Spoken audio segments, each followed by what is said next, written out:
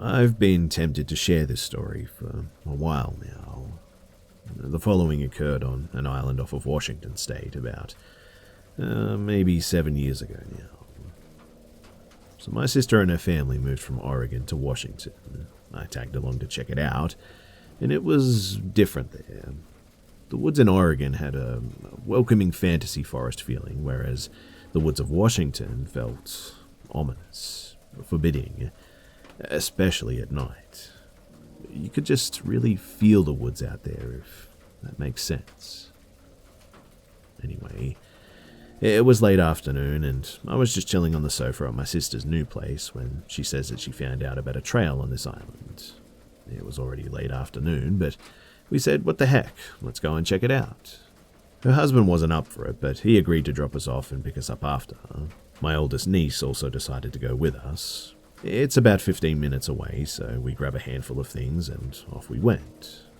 Now, we were walking and talking, just enjoying the quiet. It was a simple trail, nothing special so far. But then we get to this enormous tree that must have been 6 feet around. It's in the middle of where the trail splits off in two directions, one that leads towards the seashore and one that leads further into the woods. So we decide that we're going to head towards the sea. We hang there for a bit, just sort of taking in the view and shooting the breeze before we start to head back. We get to the big tree and we decide to check out the other trail leading off into the woods. We're having a really nice time too. We have the trail entirely to ourselves and we're laughing and kidding around, enjoying each other's company and this nice day. And I don't remember who brought it up, but somehow Bigfoot comes up. Jokingly, I pick up a big stick and I start whacking it against a random tree on the side of the trail. And instantly, about 20 yards off the trail, before I'm even done with my second tap, a huge, loud wood-rapping sound begins hammering a tree, fast too. Well, when I say fast, I mean death metal blast beat fast, and incredibly loud. Our heads all shoot in that direction, but we can't see anything there though, and suddenly it just stops. We all just sort of stand there, startled. I think my niece said something about a woodpecker, and we agree, and we move on quickly. Now, from here on out, you might say that I'm making too much out of nothing, or that we were idiots, but you just had to be there. You know the whole the woods went silent thing?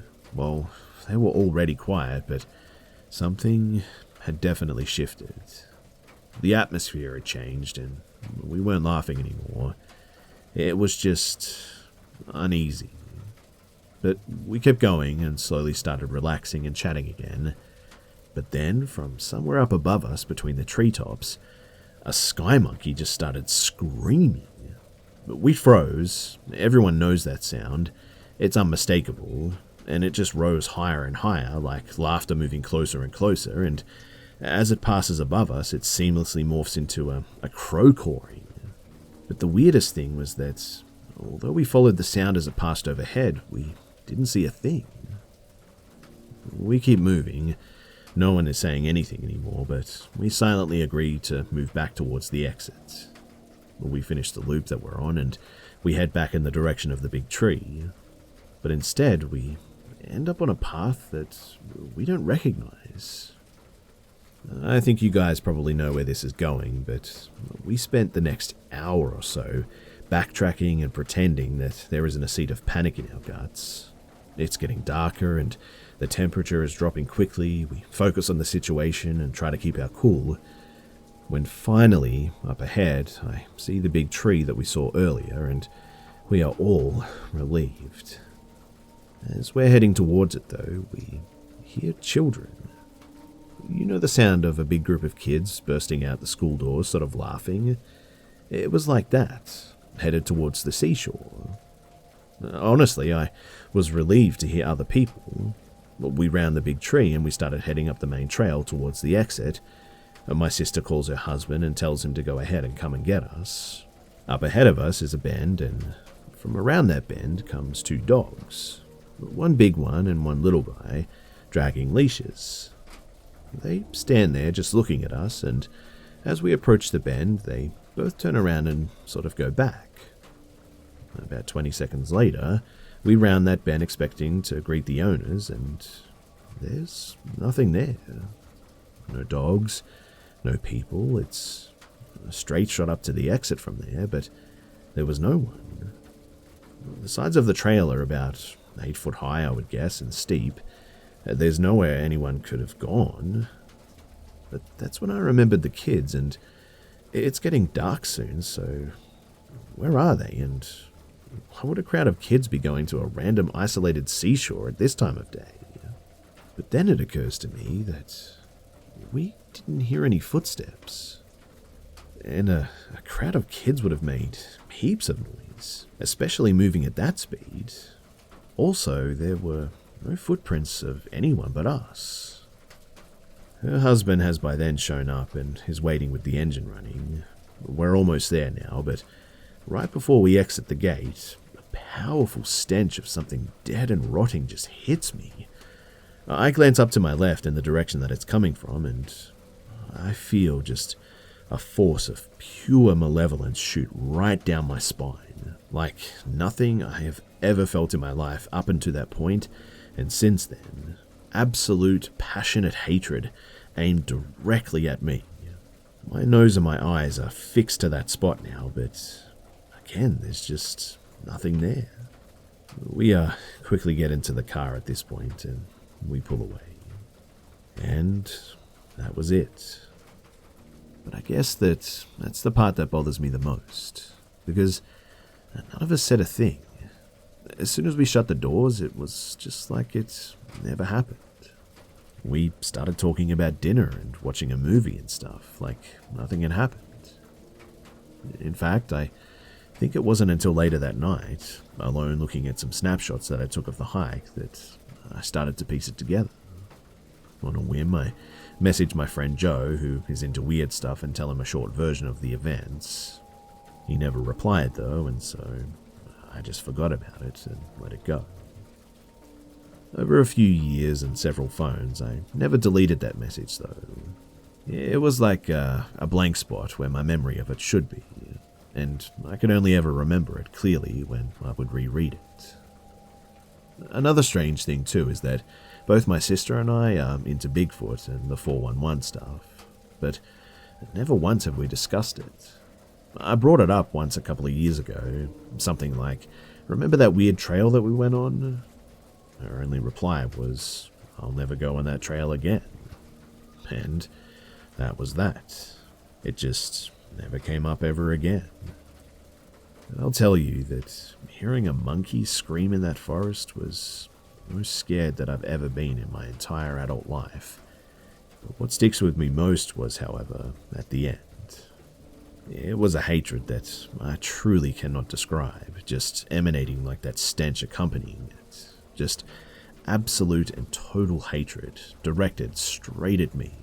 Not my sister, not my niece, whatever it was, it wanted me to know that it was me, that it despised me completely, that it would have been there at the finish line no matter what. So don't go stirring things up.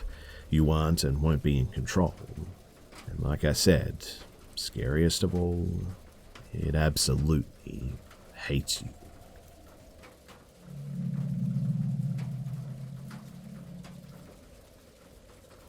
So I live in a state just full of horrible serial killer stories.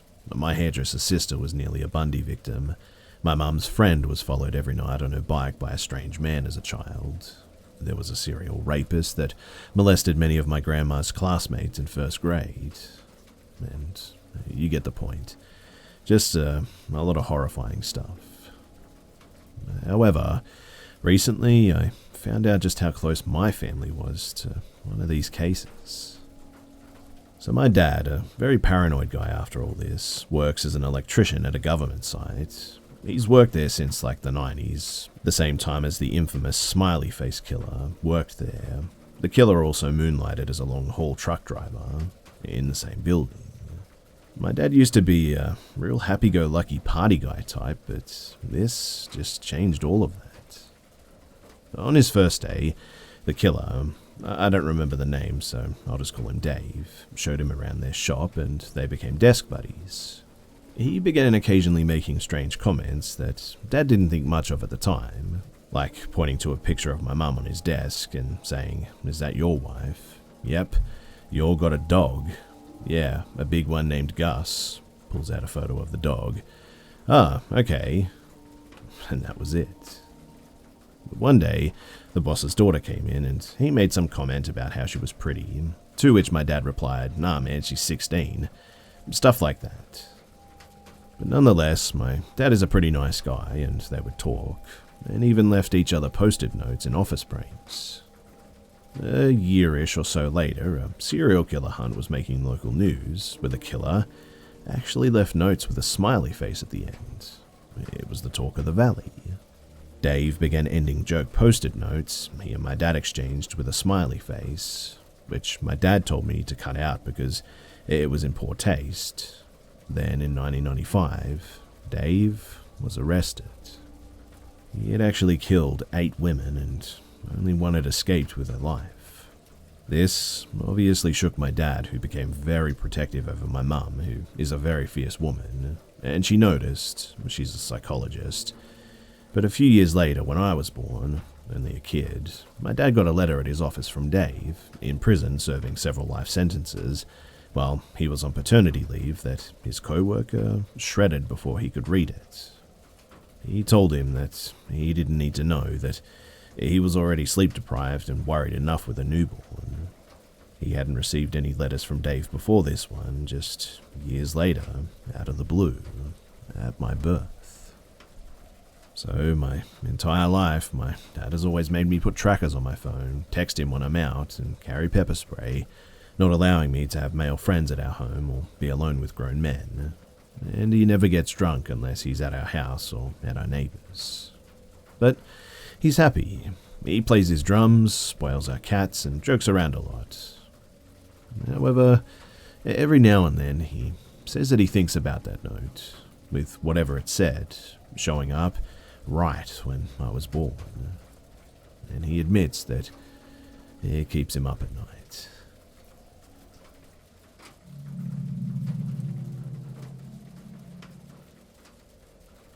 Since the moment that I started working at this restaurant 6 months ago, the alleyway behind the restaurant has always given me just an uncomfortable feeling. To gain a layout of this restaurant, it's located in the middle of downtown, 5 minutes from the Mexican-US border since we're located in the tip of Texas in Rio Grande Valley. The valley itself is not located right behind the establishment. You have to walk past its patio, then past our garage until you reach the side back door that you have to prop open as the door locks behind you once it's closed. But during the day, I'll usually see people just walking back and forth accessing the valley when I go to take out the trash and whatnot. It's typically a safe location, though it is also prominent for its homeless population. They're usually harmless, despite a few that are noticeably mentally ill. My colleagues have even gotten to know a few and have given leftovers whenever possible. I work as part of the kitchen staff at this restaurant, and most of the time we'll work past 10 p.m. At night, my boss usually never lets the women take out the trash just to be safe, especially a petite 5-foot Hispanic 28-year-old female. But anyway, since the quarantine started, our kitchen staff has become quite small. So I'll usually just help take out the trash with one of the other men working. And this night was pretty slow, and my fellow co-workers and I were encouraged to clean up and leave early. At around 9:45, I decided to get 2 of the slightly full trash bags and take them out back myself, assuming someone will see my actions and take the other 2 after me. As I walked past the patio to the garage, my gut began to fluster a bit. I got to the back door and I just sort of paused. Maybe you should wait, I told myself. But the smell protruding from the bags was nauseating. I pushed the door and I propped it open with a brick that we usually kept nearby. The alley was dark and silent, but the air felt menacing that night. The only light illuminating was from the bulb above the door. I walked quickly to the bins and lifted up the top and dumped the trash. Then, slowly, a man stood up from the other side of the dumpster. He wasn't very big, but he looked a lot older. He was sweating, but his demeanor seemed agitated. Also, he must have been crouching there and waiting for some time. I jumped back, holding my hand above my heart that seemed to be pulsing through my chest now. The man looked at me, eyeing me as my steps moved backward. He shook his head, motioning me to stop. He was far too close for me to outrun him, and I looked at his bushy dark brows and dark black eyes. Most of him was still cloaked in the night that surrounded us. His clothes didn't look homeless, but I still assumed that he was, since it's common for them to be out here at this hour, usually waiting for food. But I told him that I had no leftovers. He shook his head again, though, and took out a medium-sized knife. And at that, my eyes widened as I took in a deep breath. The following exchange took place in Spanish, but I'll translate. So I told him, "Listen, I don't have my purse. I was working. I'm still working. Just come with me," he said, using his knife as a pointer.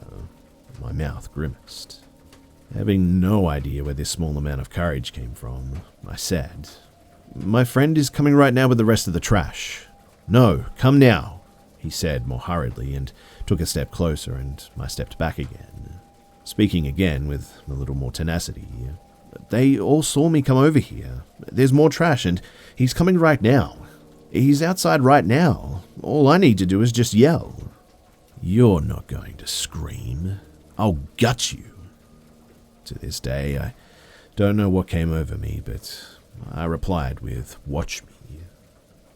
We looked at each other, daring each other. Then we both heard footsteps coming from inside the garage, and he ran past me. I stood there, breathing again. I didn't even know that I was holding my breath, but I turned to see my friend John come out the door. "We're almost done over here, but..." He stopped after seeing my face. "What happened?" I explained everything as tears ran down my face.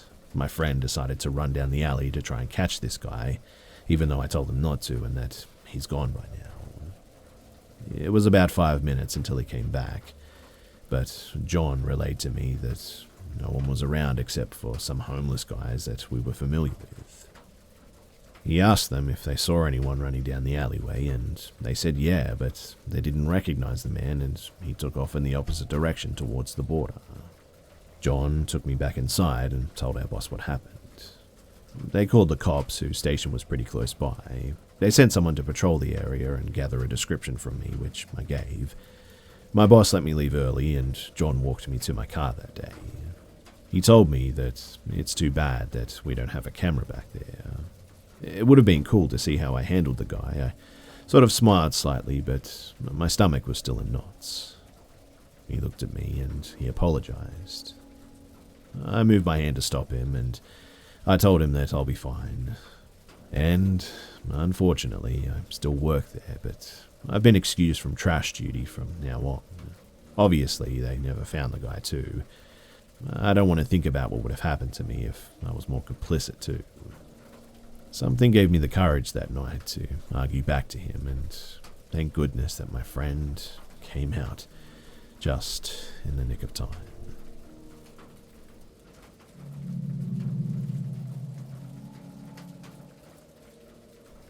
So a little bit of background story.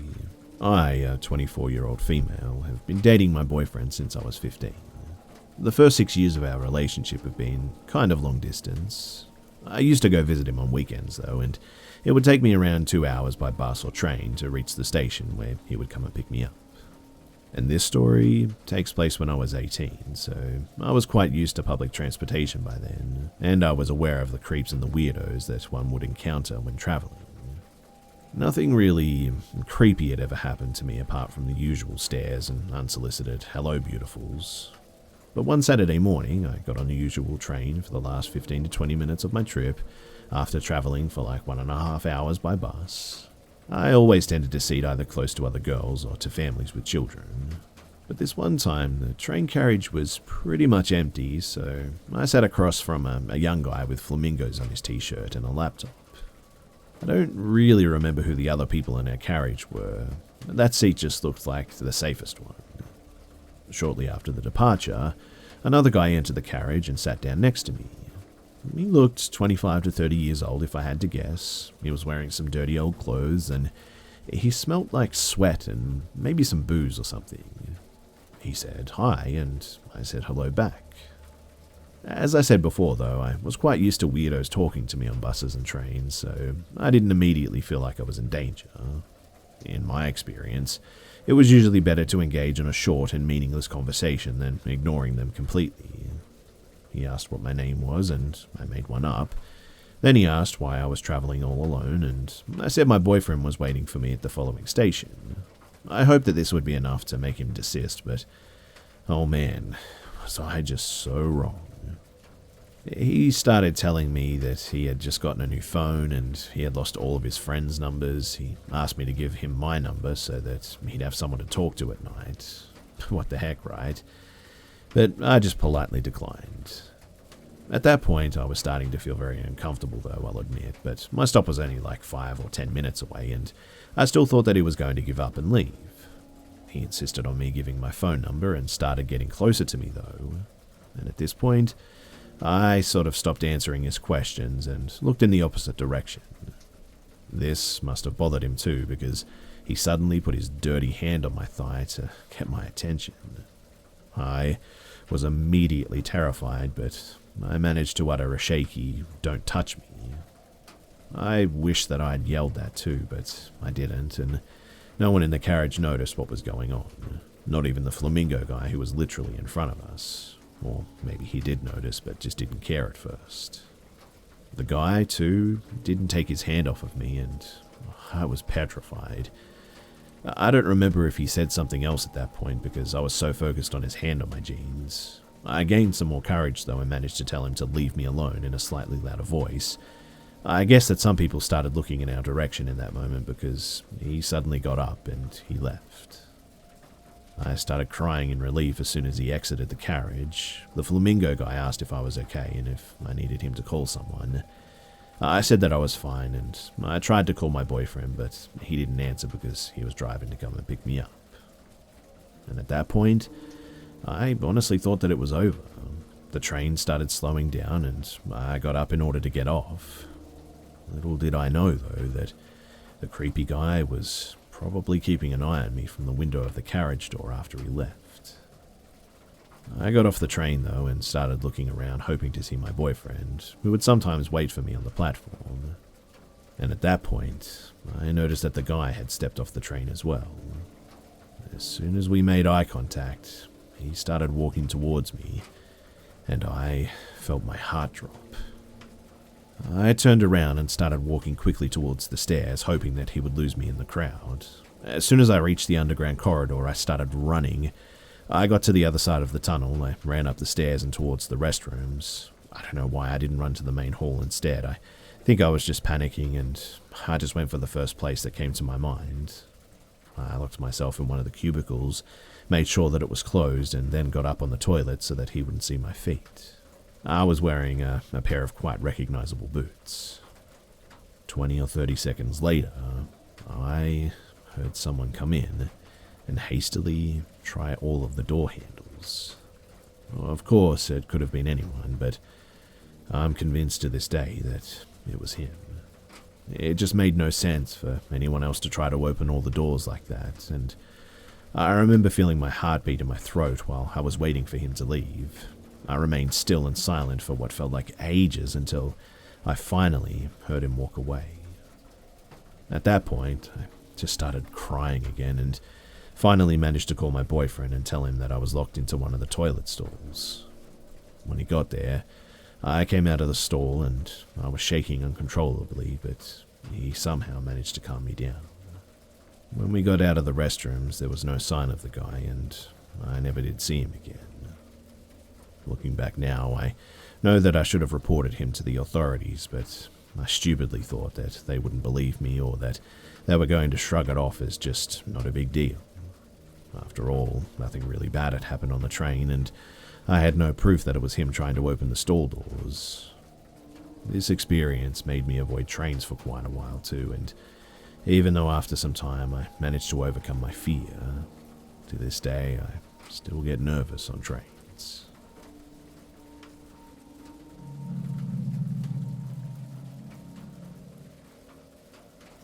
This encounter was not too long ago and solidified in my mind why I'll always close the blinds at night, and why, even in a quiet suburban neighborhood, you should always lock your door.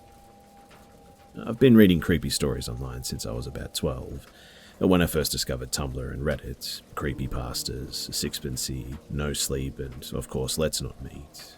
So I have long since taken to checking all windows and locks before I go to bed, and closing blinds and curtains for fear that I might look out to see some creep in a clown costume with a knife in my garden, or a child with their head at an unnatural angle, or something. I must admit, though, that I always sort of wished that I had a creepy encounter so I could write about it. But if I never have another experience like this for the rest of my life, it would still be too soon. So context. This nice suburban neighbourhood, as I say, is home of my parents. It's a little town in England, quiet street where we all know each other. Low crime rate except one house which has been heavily burgled twice in about 10 years, both opportunistic. Once because the keys were near the door and the invader smashed a small pane to reach them and let themselves in. The other time they'd left their blinds open overnight, leaving their laptops, wallets and both cars' car keys on full display. Anyway, I don't live with my parents anymore, but I was back in town and staying with them for a few days over summer. I was sat in the kitchen, which faces onto the street, and working on my laptop, just glancing up occasionally to watch people pass by, walking their dogs or strolling with a pram. I'd seen something moving in the peripheral, so, like every time, I looked up hoping to see a dog walker or one neighbour and her newborn grandson. But no, this time, two people, a man in a semi-casual suit and a woman in plain jeans and a blouse, but they were moving weirdly. The woman had her head craned over to one of her shoulders, and her arm on that side was bent backwards, and unnaturally too, upwards, with her hand rhythmically flicking. Her other arm randomly but smoothly glided about, guided by her elbow. It was a bit like when you try and push two magnets together at the same point of polarity. That's how I'd describe it. I have friends with epilepsy though, and I've never seen them contort or flick like that, not even in their myoclonic jerks. The man honestly looked more like one of those dancing inflatables you see at a used car dealership. That's the only way I could describe his movements. But anyway, they walked past my parents' house, and I instinctively called to my cat to check he wasn't outside with those weirdos. I found him upstairs in my old room, and he was looking out the window, and as I followed his gaze, I see two of the kid neighbours in the double-burgled house waving across to me. Well, to my cat anyway, but I waved back, all the same, from their parents' upstairs bedroom window. I went downstairs to tell my parents about the strange moving people, and my dad just furrowed his brow, asked if they were gone, and said to double-check that the door was locked. I headed back to the kitchen to check our back door was locked. This door doesn't have any windows in it, so you can understand that I jumped out of my skin when, as I put my hand on the door handle, it was pushed down from someone on the other side. I pushed on the door immediately before anyone can push it from outside. I also must have screamed because I heard my dad call back. I hear his footsteps coming through the house, and then I hear a loud gasp on the other side of the door and out of the kitchen window. And guess who I see making a retreat? Yep, creepy moving dude and dudette. By the time my dad's made it through the house, they're gone. He doesn't seem to believe me, although he also doesn't seem doubting either. He's never seen them before and takes a free pop at me for being discriminatory against potential house guests with movement disorders. We make jokes like this though because I had a movement disorder as a kid, and one time a parent wouldn't let me into her son's birthday party because they would be playing Simon Says and I made it difficult for the other kids. But I digress. Anyway, these people were gone, and I don't sleep well at the best of times due to that movement disorder actually. And those scary stories that I read meant that I always listened to the excessive creaking in this house and noises on the street outdoors at night, like people walking home drunk and foxes mating and whatnot. And most of the sounds are quiet though, so imagine my shock when my straining ears are suddenly attacked by a child's scream. It takes me a second to locate the sound and another to lurch from my bed to the window, looking straight over to the upstairs window. The same one where, not even 12 hours ago, my neighbour's children were waving to me from. I scanned down the house and saw their front door wide open, I shouted to my parents, hoping to wake them up as I flew down the stairs in my PJs with 999 already dialed on my phone to report this likely home invasion before I do anything else. I'm remembering to scream fire, not burglar, as I stride across the road, attempting to wake other neighbours and gather support en masse. There are 2 kids and a teenager in that commonly burgled house, kids who I babysat for 10 years, and one of them just screamed at 2 a.m. when their front door is wide open. I make sure to say this out loud to the emergency responder on the phone as well. As I near the door, I can see a figure inside moving frantically. So after telling the phone responder what's happening and answering their brief questions, I shout into the door from a safe distance some phrases that the police gave me to say. The police are on their way, the family's names are right outside, and we're getting help. Is anyone hurt? And to tell the intruders that we know you're there, please do not hurt anyone, the police can help you. I get a response from the upstairs window and step back into the road to see the mother holding all 3 kids in her arms, and she tells me the middle child, who's 9, found the intruders on the stairs when she went to get a drink. The girl tells me that they're like clowns. Clowns, I said? And this extra detail is the straw that broke the camel's back, and at this, my vision just darkens.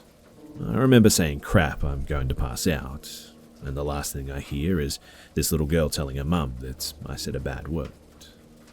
I came to in the middle of the road with a foil blanket on and a soft Octonauts toy under my head.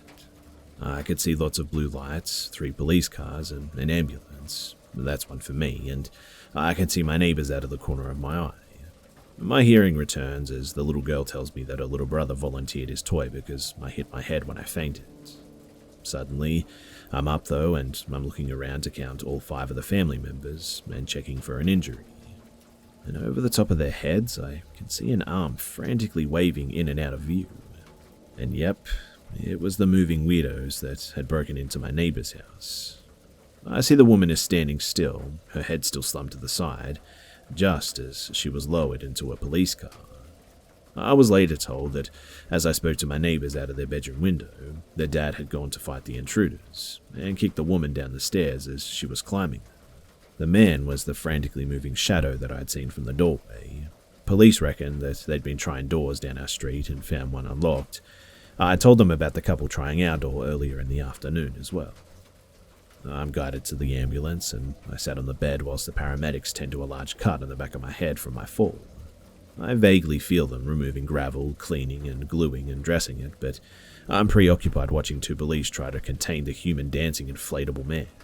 They can't catch both arms at the same time to cuff him, so eventually one policeman is cuffed to one of the man's hands and thus has his arm flung every which way as the man continues to move. I have no idea what they've been tried with, if they were on drugs or had a movement disorder. Me and my dad do have a small bet on this matter, or when the court hearing is yet, but as a key witness, I'll be told when they need me in court. But I would happily go the rest of my life without hearing a kid scream at 2 a.m. like that, and also without seeing those weird moving creeps.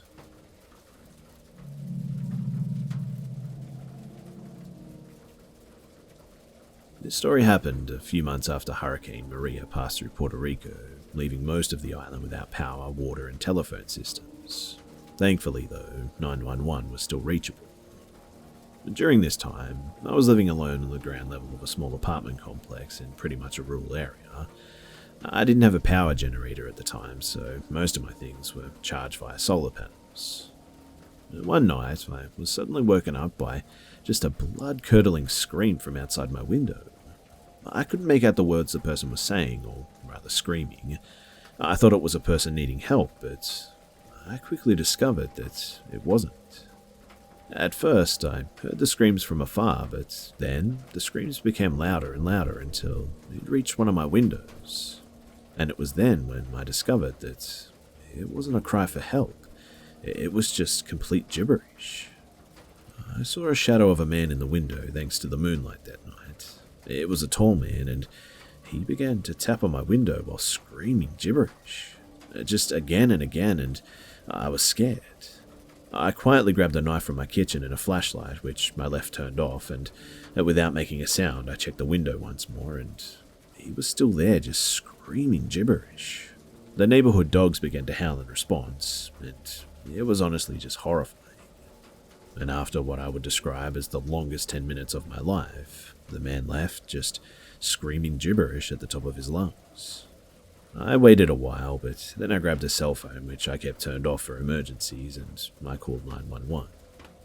After a few minutes, the police came, but they didn't manage to find the man. So, here I am just hoping that this guy will never return.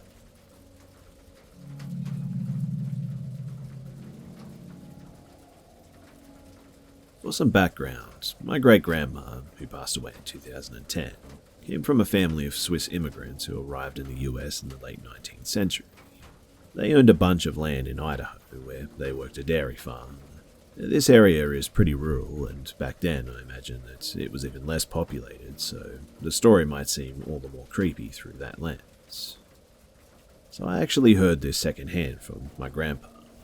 I don't know why my great-grandma never told me this herself, because I would have loved to have asked her for more details. Based on her age, this would have happened in the early 1920s when she was around 7 or 10 years old. She and her sisters were in the car with their dad when he had to pull over for a minute and run in to grab something from one of the farm buildings. And they're out in the middle of nowhere, basically, with nothing but fields for miles. Not another person in sight, in fact.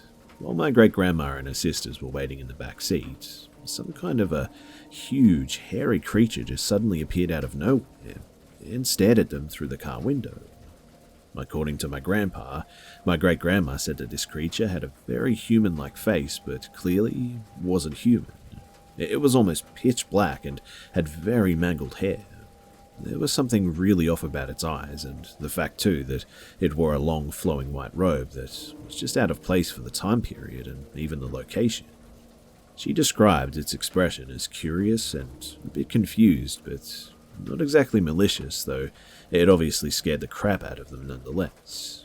The girls screamed and cried until their father heard them and came running back to the car, but by the time that he got there, the thing had wandered off out of sight. And after that, they never saw it again. Now, my great-grandma was an extremely sweet, kind, but no-nonsense kind of lady. She wasn't really the superstitious type too, and she would always just kind of chuckle at my over-the-top obsession with Harry Potter. So, she wasn't the type to sort of make this story up. According to my grandpa, she attested to its truthfulness until her dying days as well, never once taking it back or denying it as some kind of a childhood prank on their father. I don't know what to think about this, but does anyone have any idea of what she and her sisters might have seen? My initial thought was a Bigfoot, but the white robe thing just kind of throws me off. I mean, I've never heard of a Bigfoot account where the creature was wearing clothes. Have you?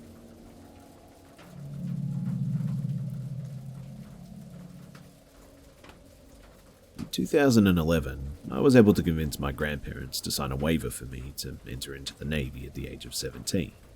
Basic training went as well as it could have, but I was a fat kid and didn't pass the run, so I was sent back 4 weeks to do more training until the physical test came up again.